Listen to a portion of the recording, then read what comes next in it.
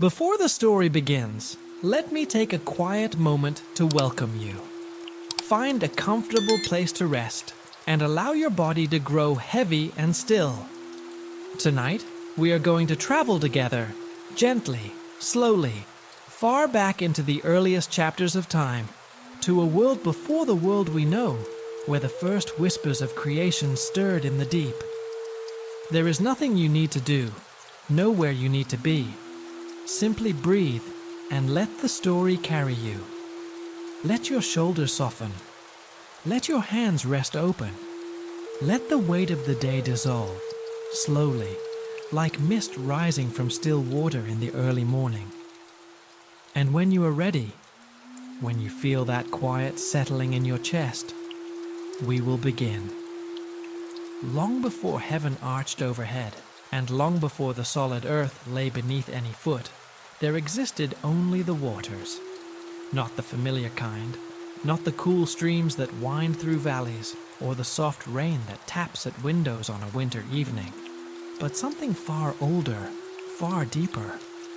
These were the primordial waters, the very first substance of all existence, holding within their stillness every possibility that would ever come to be.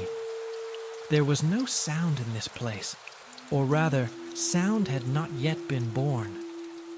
There was no darkness, for darkness had not yet been given its name.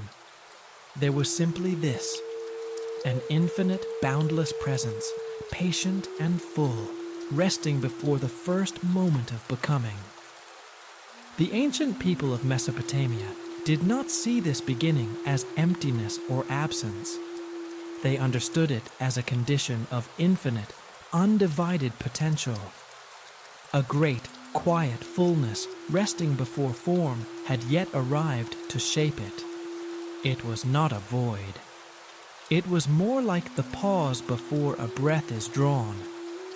The moment that contains within it everything that will follow, everything that has not yet been chosen, everything that waits in gentle readiness. In this understanding, the primordial waters were not frightening. They were generous. They held the world the way deep soil holds the seed through winter, patiently, warmly, without asking anything in return, without demanding that the seed become anything before its time had come. This idea of patient fullness was not accidental to Mesopotamian thought. It was central to it. The people who lived between the great rivers had watched, generation after generation, how the land itself emerged from water, how the annual floods receded and left behind rich, dark soil ready to receive new life. They had seen, with their own eyes, how the world was made from water's withdrawal. And so when they looked back to the very beginning, it was natural, it was inevitable, that they would find water there. Not threatening water, not the water of storms or catastrophe, but the deep, still, primordial water that preceded all things, that held all things, that gave all things their first and most fundamental substance. Within this formless expanse, two vast forces dwelled together in timeless communion. The first was Abzu, the sweet, still fresh water that lay hidden beneath the world, calm and nourishing, the quiet foundation from which life's most essential gift would one day rise. His realm was the underground ocean, known as the Abzu, a domain of soft, dark depths and concealed wisdom, where silence held the memory of things not yet created. Imagine that place for a moment. A vast underground sea, utterly still, its surface unmarked by wind or wave, its depths reaching down into a darkness as warm and close as sleep. That was the Abzu. Not a frightening darkness, but a sheltering one. The kind of darkness that holds rather than threatens. Abzu embodied a masculine principle. Steady, generous, and enduring. The kind of deep stillness from which civilization's wells and springs would one day draw their sustenance. He was the slow, patient force beneath all things, the hidden water that roses reach for with their roots, that ancient cities drew upon through their deep wells, that springs carry upward into the light without ever revealing from where they come. Resting alongside him was Tiamat, the bitter, boundless salt water of the primordial sea. She was vast in a way that Abzu was not. Where his waters were contained and still, hers stretched without horizon, moving always, never resting, always in motion, even in the deepest quiet. She embodied something altogether different, a feminine force of vast, unchained potential. And here it is, worth pausing to understand what that word truly meant to the ancient Mesopotamians, for chaos in their understanding was not mere disorder or meaningless destruction. Chaos, as they conceived it, was the unlimited and unconstrained possibility that exists before any particular form has yet been chosen. The vast open field before a single seed has been planted, the blank tablet before any word has been pressed into the clay. Tiamat's salt waters marked her as belonging to a different order of being entirely. Her waters could not nourish crops or quench thirst the way Abzu's could, and this distinction carried meaning far beyond the practical. It placed her at the boundary between the organized world of human civilization and the wild, horizon-stretching realm where ordinary rules dissolved into endless possibility. The theological minds of Mesopotamia understood this pairing with remarkable sophistication. They recognized that creation could not arise from uniformity alone. It required duality, the gentle friction between opposing forces, the quiet tension that generates the energy necessary for something new to come into being.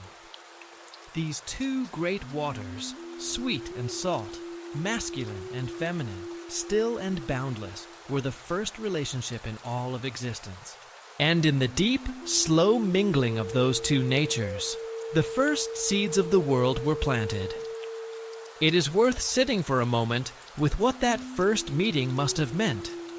Not as an event with a beginning and an end, but as a condition that persisted across spans of time too vast for the mind to hold. Abzu and Tiamat did not collide. They did not struggle. They simply rested together, their natures mingling at the places where their boundaries softened into one another. Sweet water curling into salt, salt water finding its way into the cool dark of the deep. This was not conflict. It was the very first intimacy. Two vast natures learning the shape of each other. Slowly, over immeasurable time, without urgency, without destination. The physical form that later texts would attribute to Tiamat was immense and ancient beyond reckoning. She was described in Akkadian and Babylonian sources as a creature resembling a dragon in some ways, though that single word cannot begin to contain the full scope of what she was.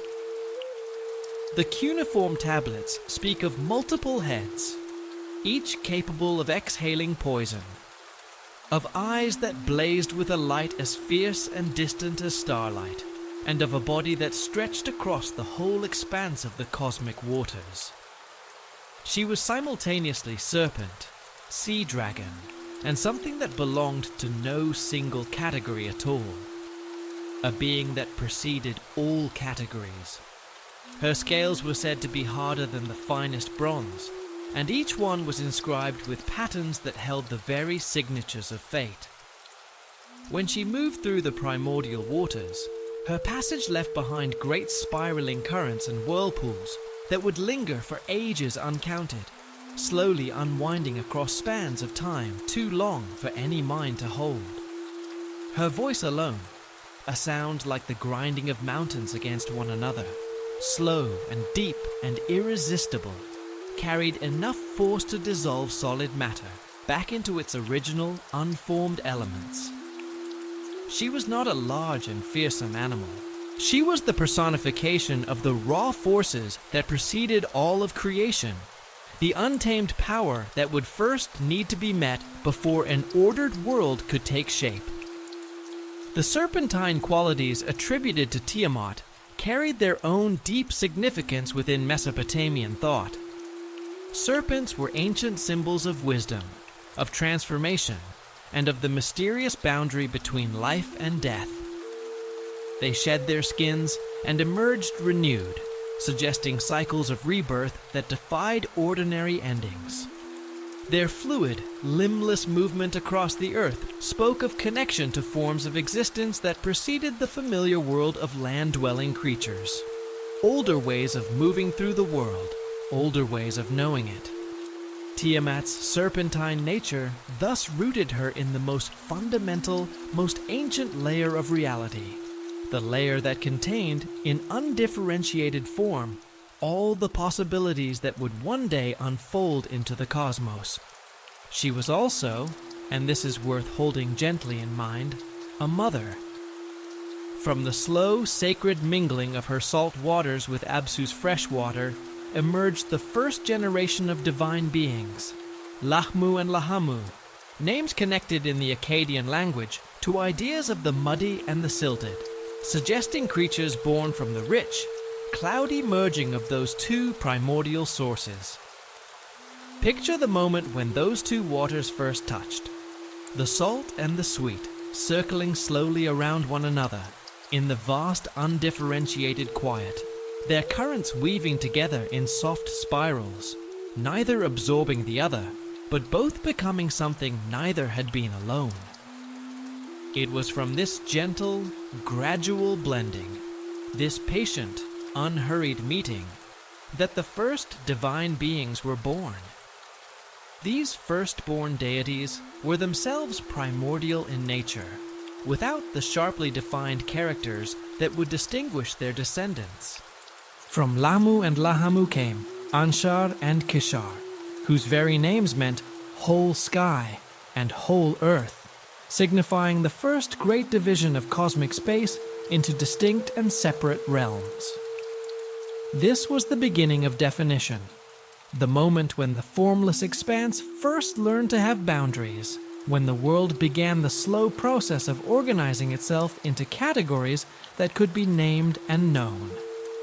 From them descended Anu, the sky god, and from Anu came Ea, god of wisdom, of fresh water, and of the hidden depths of knowledge. With each generation, the lineage moved a step further from the undifferentiated oneness of the primordial waters, and a step closer to the shaped, purposeful, structured cosmos that human beings would one day inhabit. This genealogy of the gods was not simply a family tree. It was a sophisticated cosmological model, an ancient attempt to explain, in the language of story, how order and complexity could emerge organically from simplicity and formlessness. Each generation was a step in a great unfolding, a slow brightening of the world from the quiet darkness of pure potential toward the rich, complex existence of things that have names and shapes and purposes. Tiamat, standing at the very root of this divine family, was the ultimate source of all divine life and all divine authority. And yet, her chaotic, unbounded nature made her, in the end, incompatible with the structured world her descendants were gradually building. This tension, between origin and structure, between the source of all things and the forms those things eventually took, would become the seed of the great cosmic conflict at the heart of Mesopotamian creation mythology. Each god that emerged from Tiamat's lineage carried within them a trace of her, some faint signature of the primordial depth from which they had come. Even the most ordered and purposeful of the younger deities was, in some remote and fundamental way, made of her substance. This was not a weakness or a flaw. It was a kind of inheritance, the way all rivers carry, however faintly, the memory of the source they left behind. The gods were many, and they were increasingly distinct and increasingly active. but they were all, at their deepest root, expressions of the same original fullness. They had come from the waters. They would always carry the waters within them. The record of these ancient beliefs survives primarily on cuneiform tablets, most of them dated to the 2nd millennium before the Common Era, though the traditions they preserve reach back considerably further, into the deep roots of Sumerian civilization.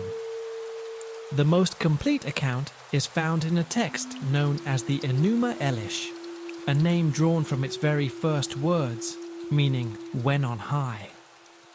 This magnificent epic, composed across 7 clay tablets, was among the treasures unearthed in the vast library assembled by Ashurbanipal, the last great king of Assyria, who ruled in the 7th century before the Common Era.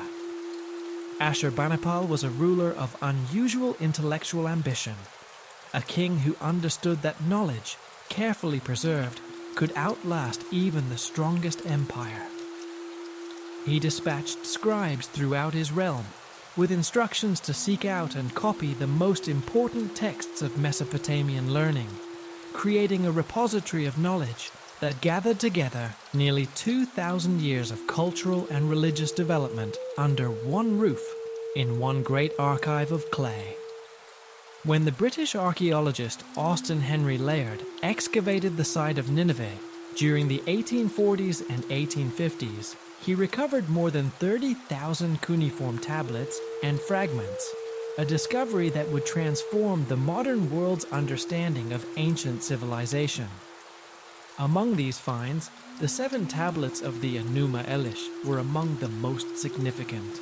Each tablet was inscribed with between 100 and 200 lines of cuneiform text in the Akkadian language, a system of wedge-shaped marks pressed into soft clay that had evolved over centuries from earlier Sumerian pictographic writing. The tablets were carefully shaped by hand, inscribed while the clay was still yielding and workable, and then fired to preserve the text through the long passage of time. Think of the scribes who made them, seated in lamplight, working with quiet concentration, pressing each mark into yielding clay with steady, practiced hands, knowing that what they shaped would outlast their own lives, and the lives of their children, and the lives of many generations beyond. The physical condition of these tablets varied. Some were nearly intact, their surfaces marred only by small chips or hairline cracks, while others had shattered into many pieces and required painstaking reconstruction. The scribes who had created them followed strict conventions of layout and spacing, with special marks indicating the boundaries between sections. A standardization that reveals the Enuma Elish was not merely a literary work, but a living religious text, copied and recopied with great care according to established protocols. Each copy was an act of preservation, an act of devotion, the careful handing forward of knowledge across the slow river of time. In the quiet of those ancient scribal chambers, lamplight moving softly over plastered walls, the faint smell of wet clay hanging in the warm air, men trained from childhood in the art of cuneiform bent over their work and shaped the world's oldest stories into forms that would endure for millennia. They did not know, most of them, that their careful marks would one day be read by scholars in distant lands, who could scarcely have imagined the world in which those tablets had been made. They worked because the work was sacred, because the stories deserved to be preserved, because the waters of the beginning and the Great Mother who embodied them deserved to be remembered. Through linguistic analysis, scholars have determined that the Akkadian of the Enuma Elish contains archaic features pointing to composition during the Old Babylonian period, roughly 1800 to 1600 years before the Common Era, with roots possibly extending further still into Sumerian originals from the 3rd millennium. Additional fragments of creation mythology featuring Tiamat have been recovered at other sites across Mesopotamia. at Babylon, at Sippar, and elsewhere, allowing scholars to trace the gradual evolution of her character across different periods and regions. Earlier Sumerian texts mention comparable primordial water deities under different names. The goddess Namu, for instance, appears in Sumerian creation accounts as the primordial water from which the first gods arose, sharing many qualities with the later Akkadian Tiamat. The consistency of Tiamat's fundamental characteristics across all these various sources suggests that she was not an invention of later court theologians or political poets, but a figure whose roots lay in the most foundational attempts by Mesopotamian peoples to make sense of existence itself. And there was good reason for this. The salt water that Tiamat embodied was a daily, tangible reality for the inhabitants of southern Mesopotamia, where the tidal influences of the Persian Gulf reached inland to mingle with the fresh water of the Tigris and Euphrates, producing the great marshlands that cradled the world's earliest cities. These people lived, quite literally, at the place where fresh water and salt water met, where the cultivated fields of civilization gave way to the wild, horizon-stretching reed beds that reached toward open sea. On quiet evenings, standing at the edge of those marshlands, watching the last light of the day color the water, they could feel, physically in their bodies, the boundary between the world they had shaped and the world that preceded all shaping. Tiamat was not an abstraction to them. She was a personification of forces that shaped their landscape, governed their weather, and influenced their understanding of where the ordered human world ended, and the vast, untamed expanse of possibility began. The reed marshes of southern Mesopotamia deserve a moment of quiet attention, because they were not simply a landscape feature.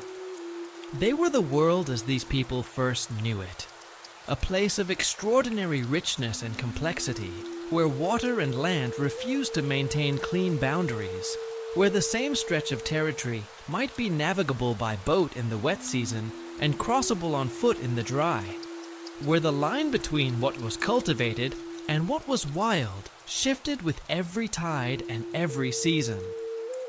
Great thickets of papyrus and reed towered over narrow channels of dark water. Waterfowl moved through them in great numbers. Fish ran thick in the shallows. And at night, under stars reflected in still water, the boundary between the world above and the world below seemed to dissolve completely. The sky descending into the marsh rising to meet the sky, everything hovering in between. This was the landscape that gave Tiamat her emotional texture. Not a monster's lair, but the wild, fertile, unmeasurable abundance of the edge between things.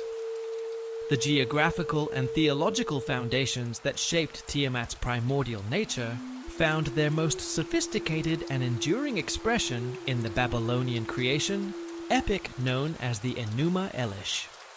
Composed around 1,100 years before the Common Era, during the height of Babylonian power under Nebuchadnezzar I, this 7-tablet masterwork reaches far beyond the boundaries of a simple origin story.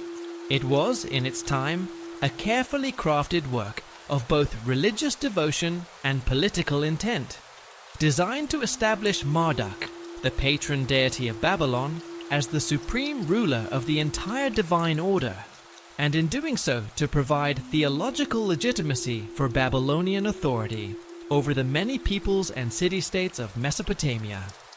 The text's opening lines establish the primordial setting with quiet, majestic clarity. When on high the heaven did not yet exist, nor the earth below, Abzu, the freshwater ocean, was there, the first, the begetter, and Tiamat, she who bore them all. This deceptively simple introduction conceals within it a sophisticated theological framework that positions the entire narrative within a cosmic struggle between successive generations of divine beings, each embodying different visions of how power and order ought to be organized. The Enuma Elish unfolds in carefully orchestrated stages, moving from the peaceful, undivided unity of the primordial waters through escalating conflict between generations, toward the eventual resolution of all things under Marduk's rule.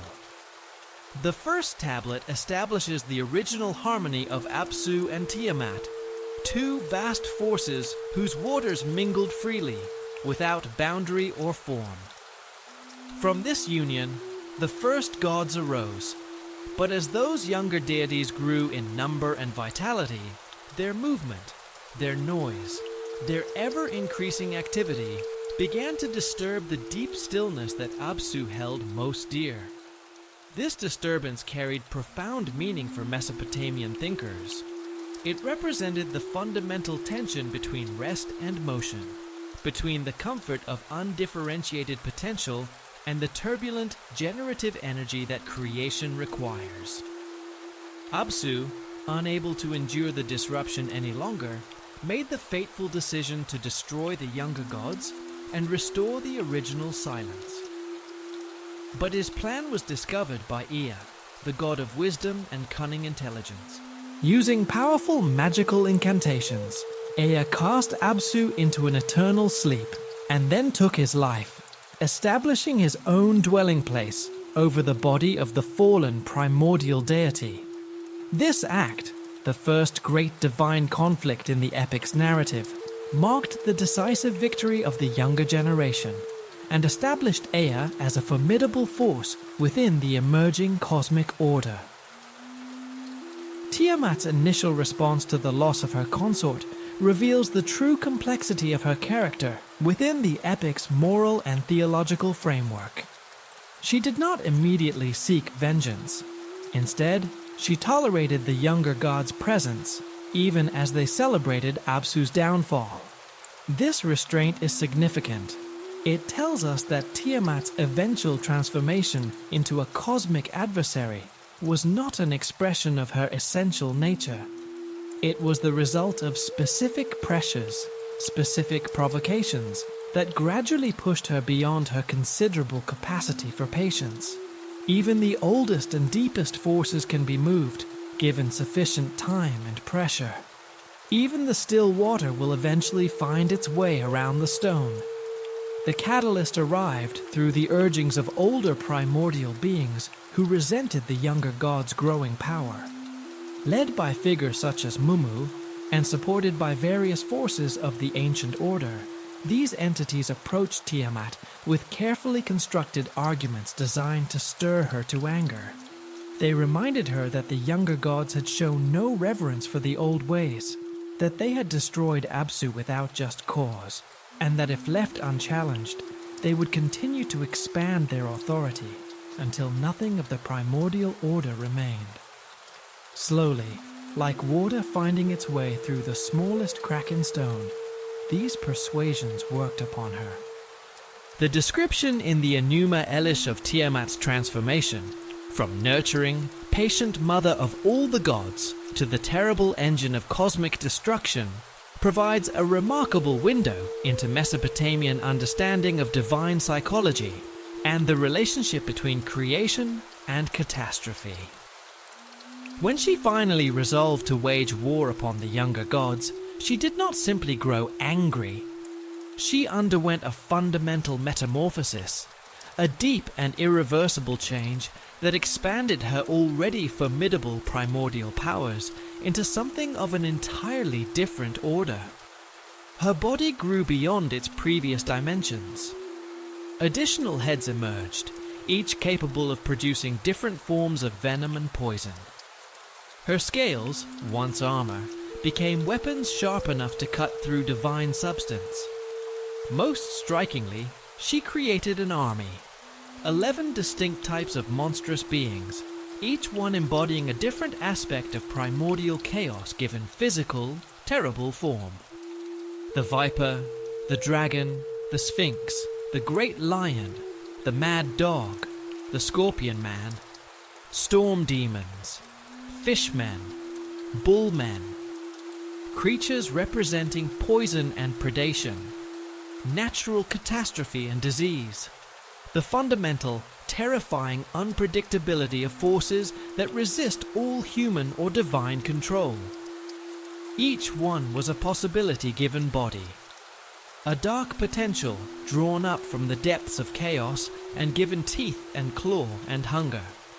Even in this role as destroyer, Tiamat remained what she had always been, a creator. These monsters differed from the gods she had previously brought into existence. Where the gods embodied increasingly refined and ordered aspects of cosmic structure, her monstrous army represented raw destructive potential, untempered by wisdom or restraint. And as their commander, she elevated Kingu, one of her own offspring, granting him the Tablets of Destiny, the cuneiform records that determine the fates of all things. In doing so, she attempted to establish an entirely alternative cosmic order, one grounded in primordial principles rather than in the innovations that the younger gods had introduced. This choice transformed the conflict from a generational dispute into a fundamental contest over the very nature of divine authority. The younger gods, faced with this existential threat, found themselves without a champion capable of meeting it. Ea, despite his earlier triumph over Abzu, could not confront Tiamat directly. Anu, nominal head of the Divine Assembly, also declined. The crisis required something new, a different kind of divine authority, one that could match Tiamat's primordial power, while embodying the principles of order that the younger gods stood for. Into this vacancy stepped Marduk. He accepted the challenge to face Tiamat, but his acceptance came with conditions that would permanently reshape the divine order. He demanded that the assembled gods formally and irrevocably recognize his supremacy over all of them, authority exceeding even that of his elders. This negotiation, so carefully embedded in the narrative of the Enuma Elish, reveals one of the epic's deepest purposes. It was not merely a cosmological account, but a theological and political document, establishing the basis for Babylonian claims to supremacy over all the peoples and traditions of Mesopotamia. The weapons and equipment that Marduk assembled for the confrontation with Tiamat were not ordinary armaments. They were expressions of cosmic principles, instruments of a kind that could only exist in a reality where divine power and natural law were not yet fully separate. His bow was crafted from materials that predated creation, its string woven from forces that could not be severed by any earthly or heavenly power. His arrows were forged from lightning itself, bearing within them the force of divine judgment. He wielded a great net woven from the threads of fate, capable of expanding to encompass any opponent, no matter how vast.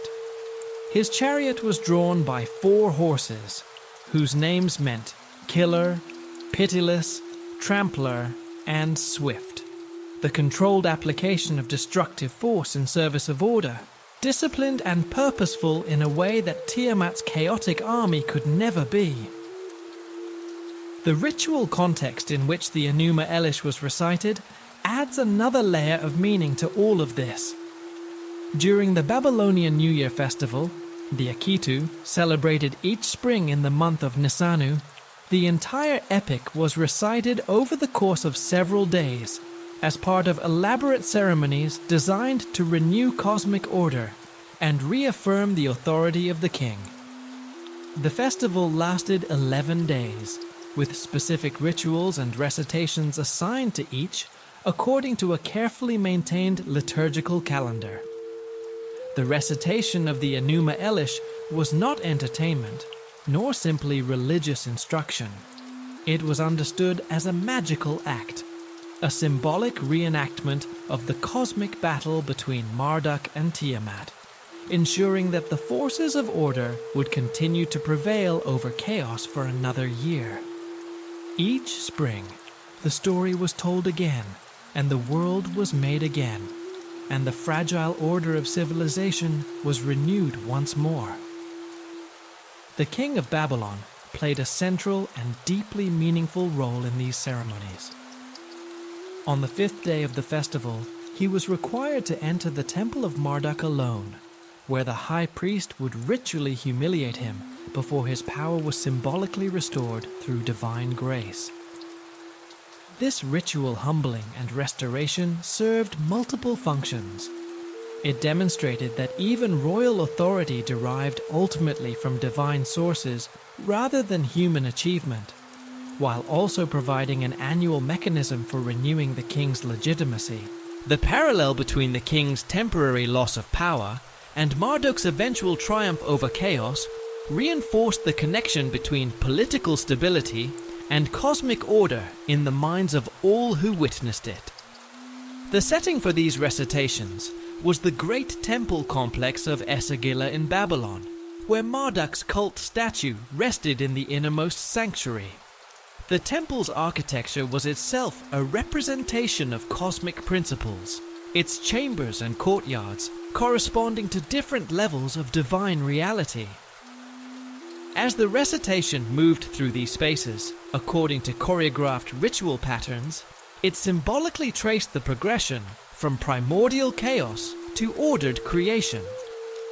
The audience included not only Babylonian nobility and priesthood, but representatives from throughout the empire who had traveled specifically to witness the festival. A gathering that served important diplomatic functions while creating shared bonds of identity and purpose among peoples of diverse backgrounds. They came from distant places, these travelers, from cities many days' journey away, following roads of packed earth and ferried rivers, to stand together in the lamplight of that great courtyard and hear once again the story of how the world began. Outside the walls of Esagila, the city of Babylon spread in all directions, its streets lit by oil lamps hanging in doorways, its markets quiet for the duration of the sacred days, its canals reflecting the spring stars in their dark surfaces. The festival transformed the entire city into a kind of living ceremony. Even those who did not enter the temple felt the shift in the air. The sense that something older and larger than daily life was moving through the world. The sense that the story being told inside those walls was not simply a story, but a renewing of everything. The Akitu was not merely remembered, it was performed. And in its performance, the world was, in some real sense, made again. The epic's account of Tiamat's defeat and the transformation of her body into the material of creation provided the theological foundation for understanding how ordered existence could arise from primordial chaos. Her defeat was not simply a military victory. It was a creative act of the highest order, the transformation of chaotic power into the raw material from which the structured cosmos would be built. Her body became heaven and earth. Her blood became the rivers. And from her substance, Marduk would eventually fashion human beings to serve the needs of the gods. The elevation of Marduk to the supreme position in the Babylonian pantheon represents one of the most dramatic theological transformations in ancient Near Eastern religious history. Before the rise of Hammurabi and the Babylonian Empire, Marduk had been a relatively minor deity, associated with agricultural fertility, with healing, and with the spring floods that nourished the fields around Babylon. His cult center at Esagila held local importance but lacked the ancient prestige of older sacred sites such as Nippur, where Enlil held sway, or Eridu, sacred to Ea. Cuneiform records from this earlier period show Marduk receiving offerings connected to crop cycles and seasonal celebrations, but he was not called upon in matters of cosmic significance or imperial policy.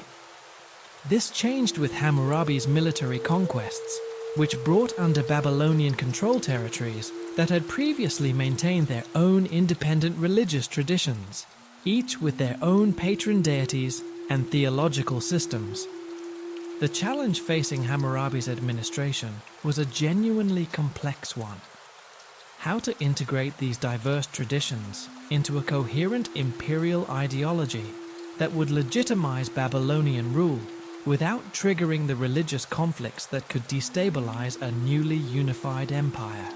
The solution involved a process of theological synthesis of remarkable sophistication, positioning Marduk not as a destroyer of other religious traditions, but as their rightful sovereign, one who had earned his supremacy through heroic action rather than inherited privilege. It was a careful, patient work of meaning-making, carried out not on battlefields, but in temples and libraries, by scribes and priests working by lamplight on long, quiet evenings. The epic's portrayal of the divine assembly's decision to support Marduk against Tiamat mirrors the political processes by which Hammurabi consolidated power across Mesopotamia. Just as local rulers who submitted to Babylonian authority retained their positions and privileges while acknowledging Hammurabi's ultimate sovereignty, so the older gods retained their traditional domains and functions within the cosmic order, while accepting Marduk's supreme authority in matters affecting the whole. The weapons Marduk commanded for his battle against Tiamat demonstrated, within the epic's theological framework, the nature of properly ordered divine power. He commanded the four winds, north, south, east, and west, each a conscious agent of divine will, with its own intelligence and its own characteristic power. The north wind brought cold and storms. The south wind carried heat and drought. The east wind bore the life-giving rains of spring. The west wind brought the harvest storms of autumn. These were not mere meteorological phenomena, but manifestations of divine authority over the atmospheric forces that governed agricultural success and human survival across Mesopotamia. Marduk's ability to command their absolute obedience demonstrated his mastery over forces that shaped the rhythm of earthly life. His great net, woven from the threads of fate itself, could expand to encompass any opponent, its magical mesh adapting to whatever form chaos took, while maintaining the structural integrity necessary to contain it entirely. The patterns woven into its surface reflected the mathematical principles underlying cosmic order, principles that produced clarity and comfort in those aligned with order, while inducing disorientation in beings whose nature was fundamentally chaotic. His club could apply controlled force with selective precision, preserving whatever served the cause of order while eliminating the chaotic elements alone. His bow, strung with a cord that could not be severed by any force in existence, launched arrows crafted for specific aspects of the battle, some carrying toxins that dissolved chaotic matter, others bearing crystallized lightning capable of piercing any defense, and the most powerful carrying compressed starlight that would detonate on impact, burning away chaos while leaving order untouched. The cosmic battle between Marduk and Tiamat unfolded across multiple dimensions of reality simultaneously. The initial phase occurred in the realm of pure conceptual being, where the two combatants contested for control over the fundamental categories that would govern physical reality. Tiamat's incantations sought to dissolve all boundaries, to unmake divine substance, to return differentiated existence to the primal unity of the waters.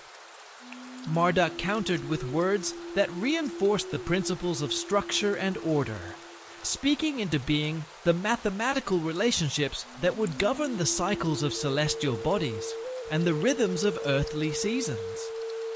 The collision of these opposing verbal forces generated energies that rippled across all levels of reality, disturbing realms not yet created and troubling the dreams of beings not yet born.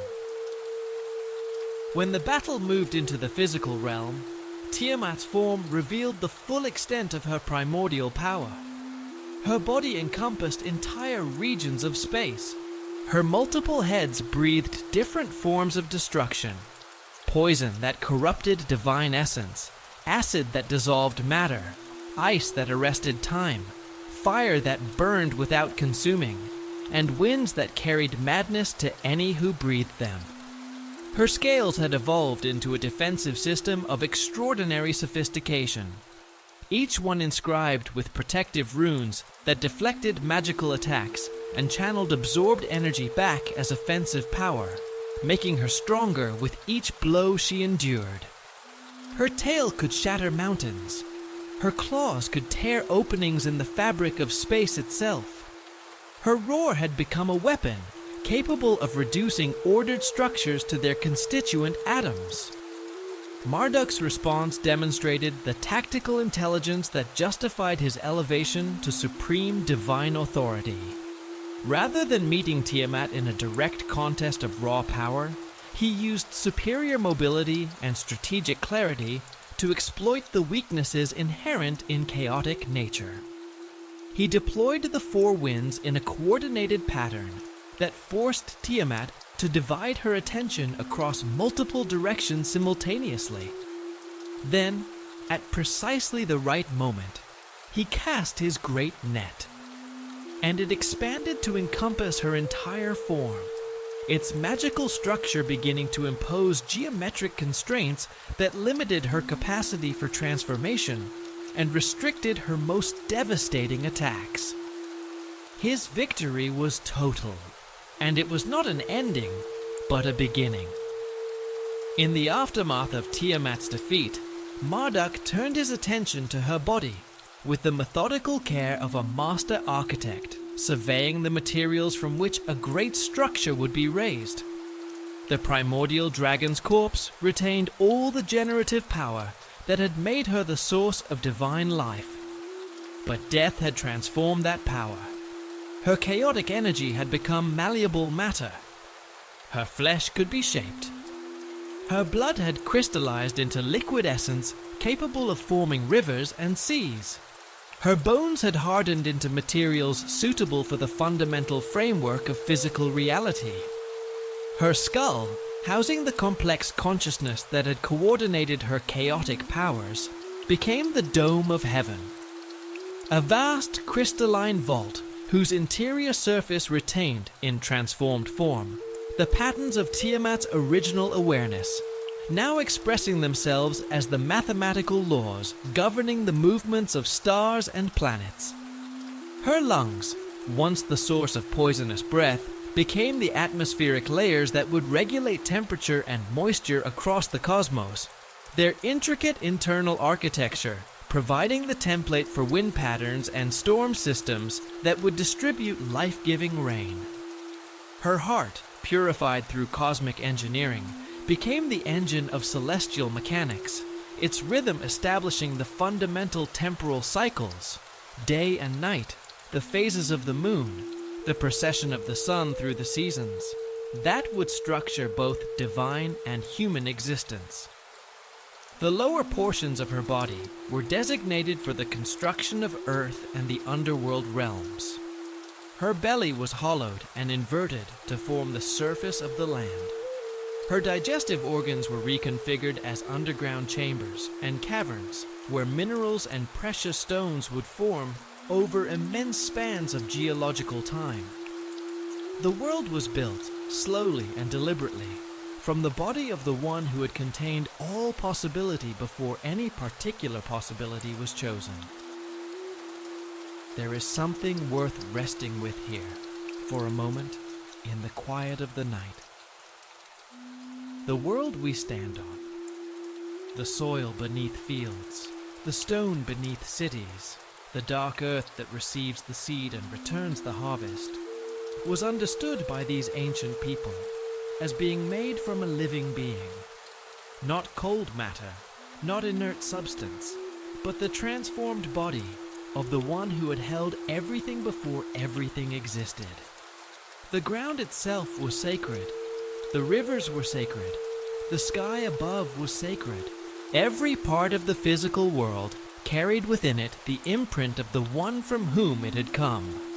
And perhaps, if you let that thought settle gently, without pressing it, you might feel something of what they felt, standing in their fields at dusk, watching the last light fade from the western sky, aware in some deep and wordless way that the world around them was alive with meaning far older than their own brief lives.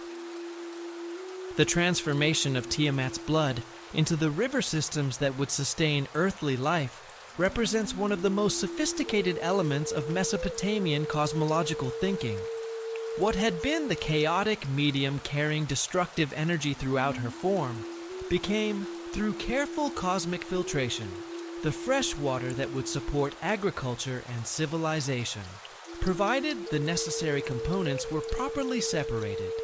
The life-giving essence that would become river water, the mineralizing agents that would enrich soil, the transformative elements enabling biological reproduction. From Tiamat's eyes, Marduk drew forth the Tigris and Euphrates rivers, and this detail carries particular symbolic weight. Eyes were understood as the organs of perception and consciousness, the means by which divine beings observed and shaped the world around them.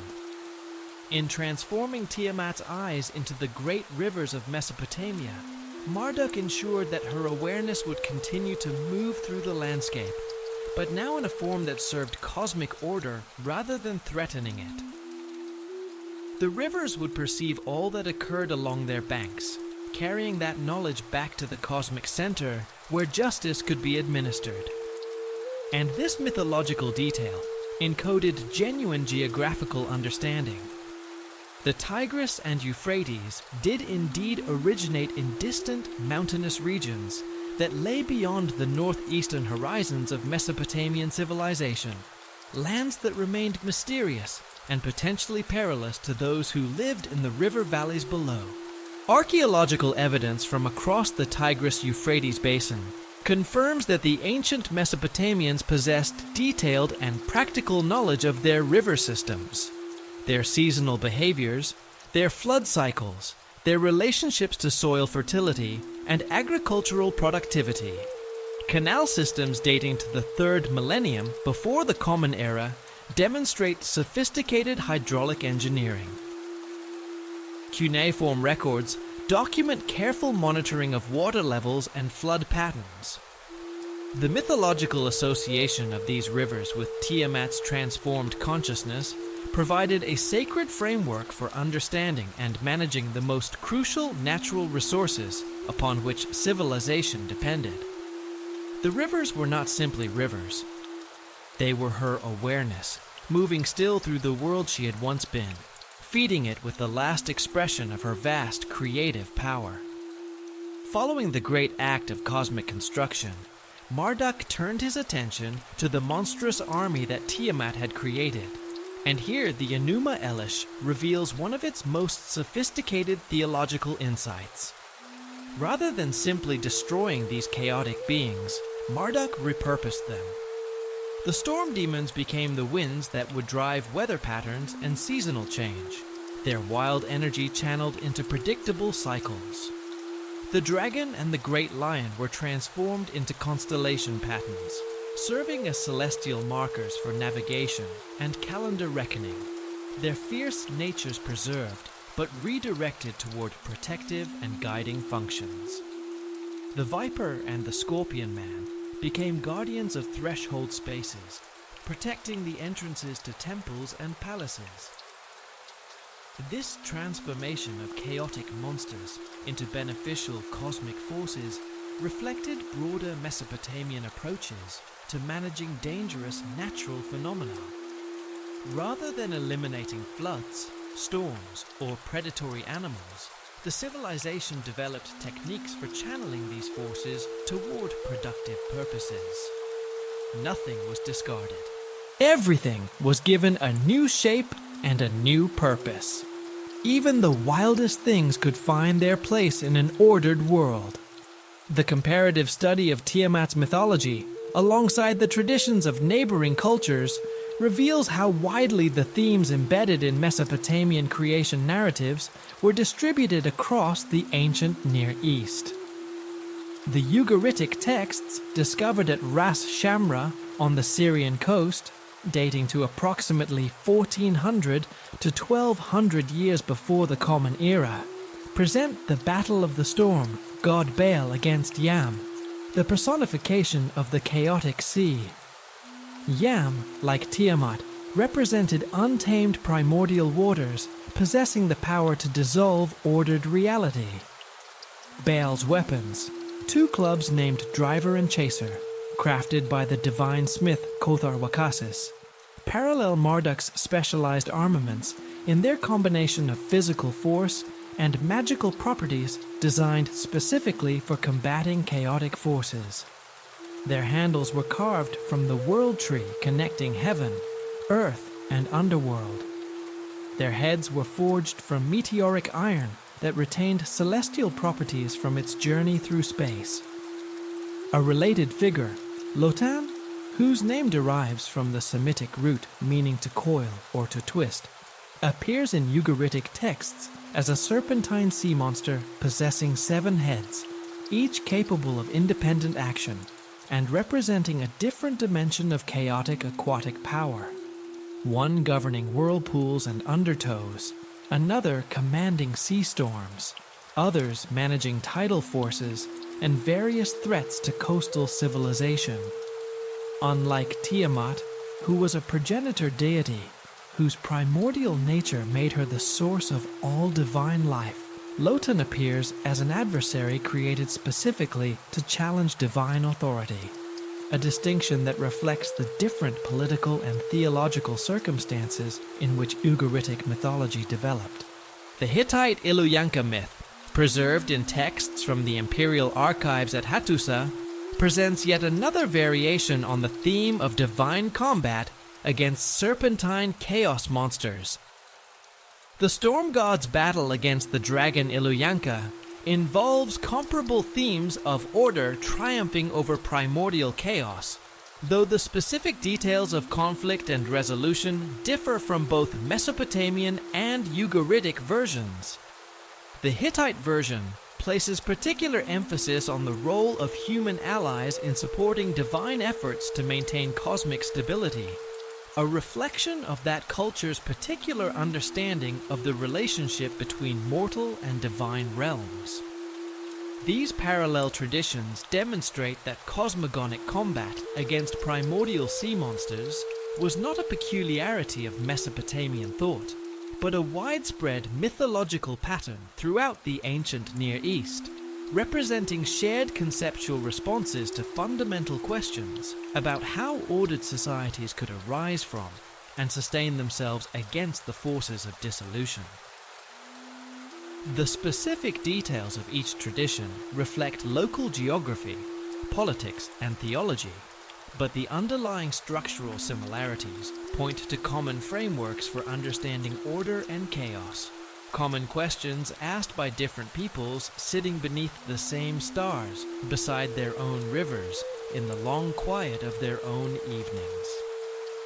There is something quietly comforting in that thought, that across so much distance and difference, human beings were asking the same questions, telling versions of the same story, reaching toward the same truths.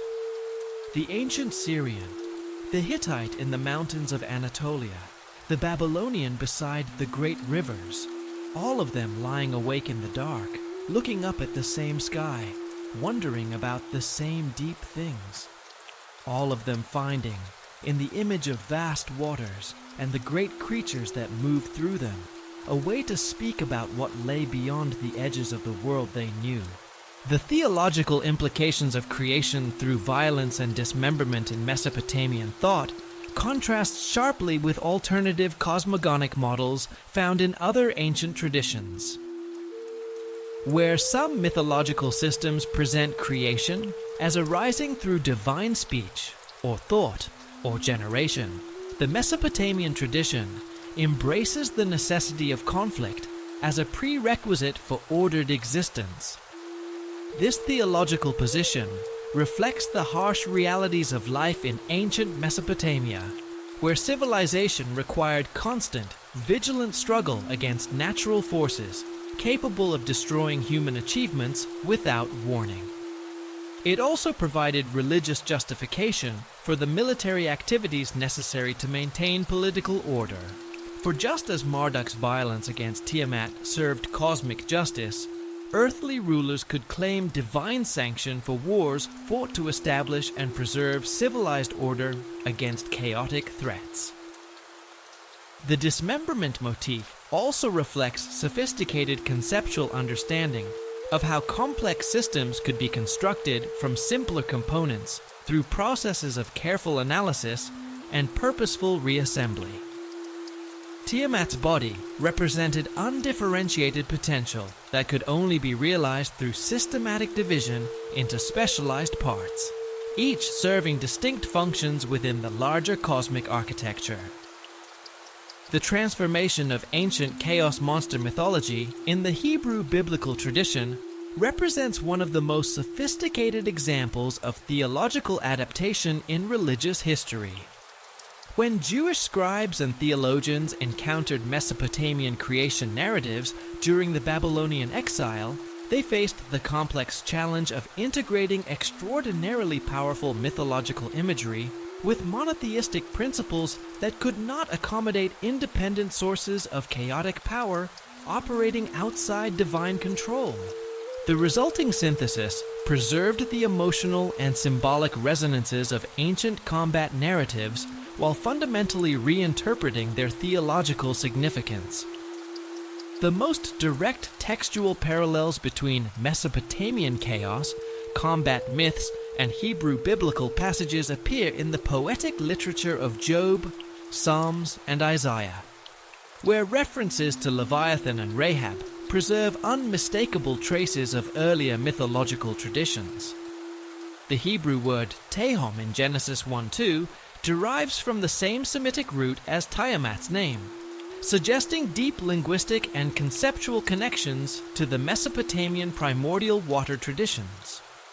However, the Genesis creation account transforms the theological significance of those primordial waters. They are presented not as an independent source of chaotic power requiring defeat, but as raw material awaiting divine organization. The Spirit of God, hovering over the waters from the very beginning of the account, establishes divine presence and authority before any creative act occurs, eliminating any possibility that chaotic forces could operate independently of divine will. The Book of Job presents the most elaborate Hebrew portrayal of a chaos monster, describing Leviathan's impenetrable scales, its capacity to breathe fire, and its dominion over the aquatic realm. But framing all of these characteristics as demonstrations of divine creative power and absolute sovereignty, rather than as threats requiring conquest. The Psalms contain references to cosmic combat that preserve even clearer traces of earlier mythological narratives. Psalm 74 describes God's victory over sea monsters in terms closely paralleling Mesopotamian combat accounts, including the crushing of multiple heads and the distribution of the defeated creature's flesh. Yet all of this is presented as historical evidence of divine faithfulness to a covenant people, rather than as a cosmogonic event establishing the foundations of ordered existence. The prophetic literature employs Leviathan and Rahab as symbols for political enemies that challenge divine purposes in human history. Isaiah 27 presents God's future victory over Leviathan, described as both the fleeing serpent and the twisting serpent, using language that closely echoes ancient combat mythology while transforming it into a promise of ultimate historical redemption. The name Rahab, meaning storm or arrogance in Hebrew, draws upon chaos monster imagery while connecting it to specific historical events, particularly the Exodus from Egypt and the crossing of the Reed Sea, demonstrating how Hebrew authors adapted ancient mythological motifs to address immediate political and theological concerns. The historical context enabling this theological synthesis emerged during the Babylonian exile, when Jerusalem's educated elite was brought into sustained contact with Mesopotamian religious traditions for the first time. Archaeological evidence from Neo-Babylonian sites confirms that exiled Jewish communities were settled in areas allowing regular interaction with Mesopotamian religious institutions. Cuneiform tablets from Nippur, dating to the exile period, record Jewish names alongside Babylonian names in administrative documents, indicating significant social integration. The famous Murashu archive from Nippur, dating to the 5th century before the Common Era, documents extensive Jewish participation in Babylonian economic networks, evidence for the sustained cultural contact that made mythological transmission possible. Two peoples, living side by side in the same river valley, sharing the same slow mornings and the same wide skies, inevitably shared something of their inner worlds as well. It is worth pausing here, in the soft middle of the night, to feel the weight of that transmission. The way stories travel, not through proclamation or conquest, but through proximity, through the slow accumulation of shared meals and shared rivers and shared evenings. The exiled scribes of Jerusalem sat beside Babylonian scribes in the same lamplight, breathed the same river air, heard the same festivals moving through the streets outside. And something passed between them, quietly, without announcement. The way warmth passes between two people sitting close together on a cold night. The story of Tiamat, already ancient when they encountered it, entered their thinking not like an invasion, but like water finding its level, settling into the spaces that were already there. Rabbinic literature from the Talmudic period preserves extensive speculation about Leviathan's role in eschatological events, demonstrating the continued vitality of chaos monster imagery in Jewish theological thinking long after the exile. The Babylonian Talmud describes Leviathan as one of several primordial creatures, alongside Behemoth and Ziz, representing land and sky, created on the 5th day of creation and maintained under ultimate divine control. The tractate Bava Batra describes how, at the end of days, Leviathan's skin would be used to create a sukkah for the righteous, while its flesh would provide food for the messianic banquet, a motif that directly parallels the distribution of Tiamat's body following her defeat in the Enuma Elish, transformed now into a symbol of divine reward for faithful observance. Kabbalistic literature from the medieval period introduced additional layers of symbolic interpretation, presenting Leviathan and Rahab as representations of spiritual forces within the divine emanation system of the Sephirot, manifestations of the divine attribute of Gevurah when it operates without the moderating influence of Chesed. This interpretation transformed ancient chaos monsters into symbols of imbalanced spiritual forces threatening the harmony of divine emanation, while connecting them to elaborate cosmological theories about cosmic rectification, tikkun olam, and the restoration of harmony following the primordial shattering of divine vessels. The influence of biblical chaos monster imagery extended through the Gnostic movements of the first centuries of the Common Era, through medieval Islamic and Jewish esoteric traditions, and into the alchemical and magical systems of the Renaissance. Gnostic texts discovered at Nag Hammadi in 1945 preserve reinterpretations of primordial serpent imagery within dualistic theological frameworks that transformed the ancient symbol of chaos into a representation of liberating gnosis, divine knowledge enabling escape from material bondage. The Apocryphon of John presents the serpent not as a monster requiring defeat, but as a force providing humanity with knowledge necessary for spiritual awakening. a radical recontextualization that preserved ancient associations between serpentine beings and transformative wisdom while inverting their moral valence entirely. Medieval alchemical traditions found in ancient chaos monster imagery a powerful framework for understanding the prima materia, the primordial substance from which all other materials could be generated through alchemical operations. Alchemical texts describe this substance using imagery that directly parallels descriptions of Tiamat and related primordial beings. A serpentine force containing all possibilities, requiring skilled manipulation to manifest specific desired outcomes. The solve et coagula process, dissolve and recombine, employed chaos monster imagery to represent the dissolution phase preceding purposeful reconstruction according to the alchemist's will. Medieval manuscripts contain illustrations of serpentine creatures being dismembered and reconstituted, visual representations that clearly derive from ancient cosmogonic narratives about the defeat and transformation of primordial dragons. The old story was still being told, still being used to make sense of the deepest questions, centuries and centuries after the tablets that first preserved it had been buried beneath the dust of fallen cities. Renaissance magicians, such as Heinrich Cornelius Agrippa, whose 3 books of occult philosophy were completed in 1533, synthesized these traditions within comprehensive theoretical frameworks that drew upon ancient chaos monster imagery, alongside classical philosophical sources. Agrippa's treatment of draconic and serpentine symbolism reveals sophisticated awareness of ancient Near Eastern mythological traditions.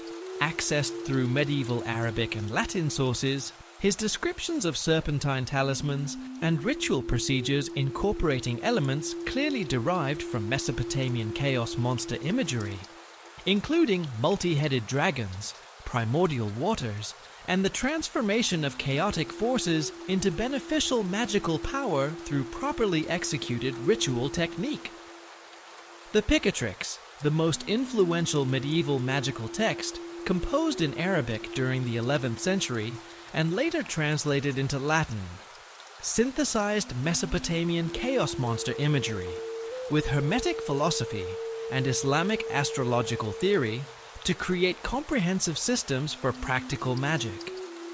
It presented detailed instructions for creating talismans during specific astrological conditions aligned with primordial forces, operations requiring precise knowledge of planetary influences, elemental correspondences, and ritual procedures combining Islamic astrological theory with Hermetic magical philosophy and traces of much older Mesopotamian mythological traditions. In the modern period, the figure of Tiamat and the mythological traditions surrounding her continued to evolve, finding expression in the esoteric systems of Aleister Crowley, in the theoretical frameworks of chaos magic as developed by Peter Carroll, and in the depth psychological work of Carl Jung and Joseph Campbell. Jung's concept of the collective unconscious provided theoretical foundations for understanding how mythological motifs, such as the primordial serpent, could maintain psychological relevance across different cultures and historical periods. His analysis of dragon symbolism presented the chaos monster as a representation of unconscious psychological contents that must be integrated rather than simply suppressed. The ego's encounter with deeper layers of the self-containing both destructive and creative potential. Joseph Campbell's comparative mythology expanded upon these insights, demonstrating how chaos monster imagery functions as a universal pattern, addressing fundamental human concerns about the relationship between order and creativity. His analysis of the hero's journey positioned the confrontation with a chaos monster as a crucial stage in both psychological and spiritual development, representing the individual's necessary encounter with unconscious forces that must be understood and integrated rather than simply defeated and discarded. In this light, every person carries within them something of both Marduk and Tiamat, the force that seeks to shape and the depth from which all shaping draws its substance. Contemporary therapeutic approaches have drawn upon these insights to develop practices employing chaos monster imagery to help individuals understand and integrate shadow aspects of their personalities. The therapeutic application of active imagination techniques allows individuals to engage with serpentine imagery from dreams and inner life, developing relationships with these figures that promote psychological growth rather than increased internal conflict. The relevance of Tiamat mythology to this work lies in its ancient, sophisticated understanding of how destructive forces can be transformed into creative potential through respectful engagement and skilled technique. The same principles that Marduk employed in transforming Tiamat's chaotic body into the ordered cosmos. And perhaps this is why Tiamat has endured, why her image, in one form or another, continues to surface across so many centuries and so many different traditions of thought. She speaks to something that human beings have always known in the quietest and most private part of themselves, that the depths are not empty, that the darkness is not simply an absence of light, that beneath the ordered surface of daily life, something vast and generative continues to move. We have always sensed the primordial water beneath us.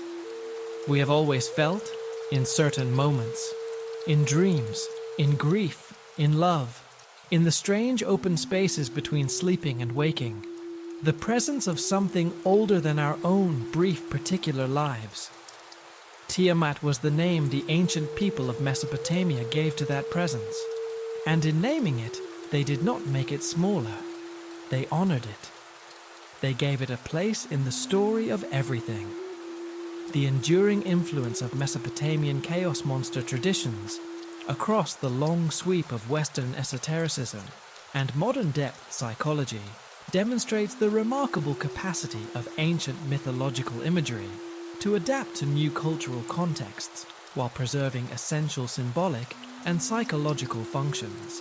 From the very first attempts of ancient Mesopotamian people to understand the nature of existence through Gnostic reinterpretations and medieval alchemical applications, through Renaissance magical synthesis and modern psychological frameworks, the figure of Tiamat, the great primordial mother, the chaos dragon, the salt water that held all things before creation began, continues to offer powerful, resonant imagery for contemplating the relationship between order and chaos, between consciousness and the depths beneath it, between individual will and the vast cosmic forces within which human life is held. The primordial serpent that once personified the fearsome power preceding all creation has become, in the long unfolding of Western thought, a symbol of transformative potential. The deep creative power that can be met, understood, and in time, gently shaped into something that serves the cause of life and meaning. This evolution demonstrates both the enduring relevance of ancient wisdom and the quiet, persistent creativity of human consciousness, always finding new meaning in old symbols, always honoring what came before, while opening, slowly, toward what might yet be. The story does not end so much as it settles. Like silt carried by a river, finding the place where the current slows, and the water deepens, and the finest particles begin, at last, to drift gently downward. The story settles. It does not resolve into silence. It becomes silence. It becomes the quality of attention you bring to a dark room, the particular stillness that descends when the last sound of the day has faded, and there is nothing left between you and the deep. Tiamat rests still at the bottom of everything. She is the salt water beneath the sweet, the unmeasured dark beneath the lamp, the dream beneath the thought. She was there before the story began, and she will be there long after the last telling of it has faded into the air. She does not need to be remembered. She simply is. And somewhere in the deepest part of you, the part that existed before you had a name, before you had a history, before you had a self that stood apart from the world and observed it, she is familiar. She is the depth you came from. She is the depth you return to every night when you release the day and let yourself fall. And so we come to rest, here at the edge of these ancient waters, where fresh and salt once mingled, where the first whispers of the world began to take shape from stillness. The story has moved through deep time tonight, through clay tablets and temple courtyards, through starlit rivers and the long quiet of underground seas. And now it grows still again, as all things do, returning to the same gentle silence from which it arose. Let your thoughts drift now, like the slow current of a river finding its way to the sea. Let the images soften and dissolve.